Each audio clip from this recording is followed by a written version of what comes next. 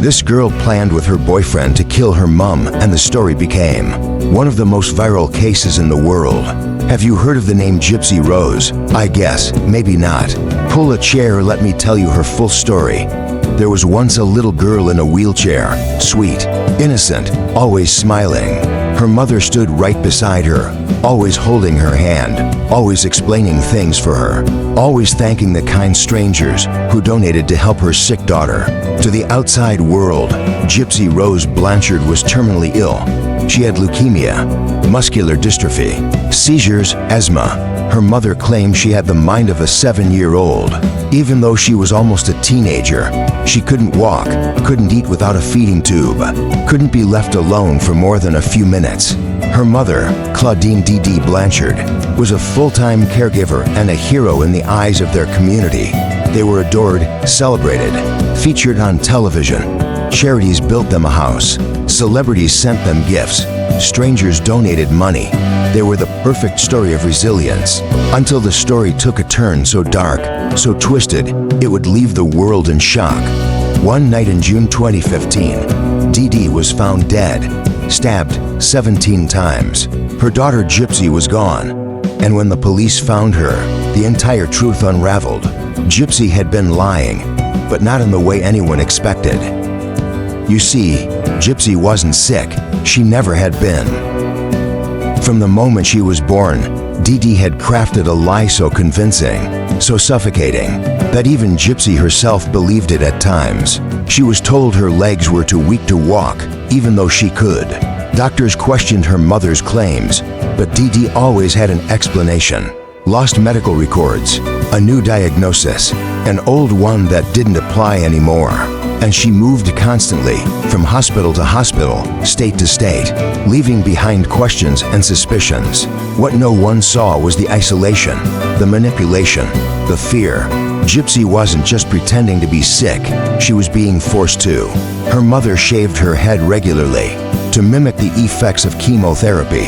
She was fed through tubes she didn't need. She was strapped into a wheelchair that served more as a prison than support. If she ever questioned anything, why she couldn't walk, why she wasn't allowed to go to school, why she was on so many medications, Dee's punishments were swift and cruel: starvation, beatings, threats to take her to the hospital and make it worse. To say Gypsy was being held hostage by the one person meant to protect her would not be exaggeration. Years passed, and the lies became her reality, until one day, she got internet access. Secretly, Gypsy made an account, then another, and in a Christian chat room, she met a man named Nicholas Godejohn. He was strange. He said he had multiple personalities. He would sometimes hear voices in his head, that one of them was violent, but he was sweet to her. He listened, he cared. Over time, Gypsy told Nicholas everything about the lies, the chair, the feeding tube, the abuse. Nicholas didn't hesitate. He offered to kill Dee, and Gypsy said yes. It happened on a quiet summer night. Dee was asleep in her bedroom.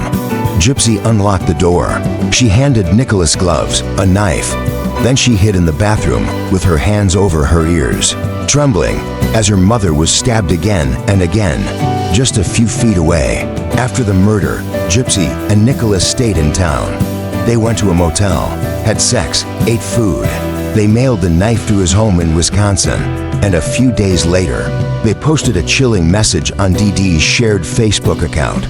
"She's gone for good." The post shocked their neighbors.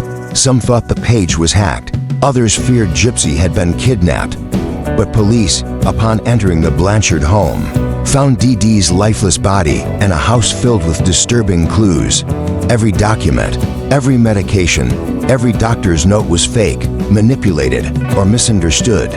And the wheelchair, it sat useless because Gypsy could walk, she could run, and she had. When police tracked her down in Wisconsin, they expected a hardened criminal. Instead, they found a petite young woman who looked far younger than her 23 years. Quiet, polite, almost childlike. And when they asked her what happened, Gypsy told them the truth. All of it.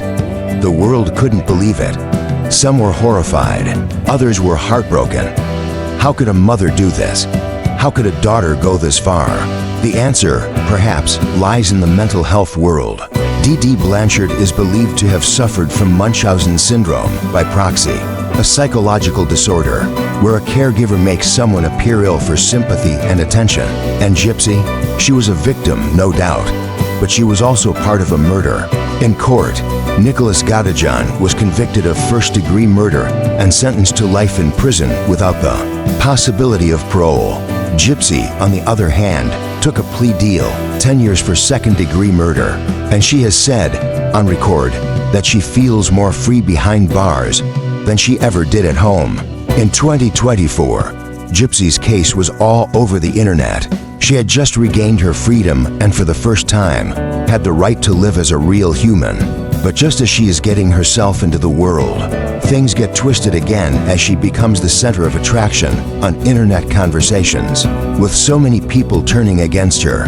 If you'd want us to bring that second part of the story, comment part 2 in the comment section. Like this video and subscribe to the channel by clicking the subscribe button below. See you in the next video.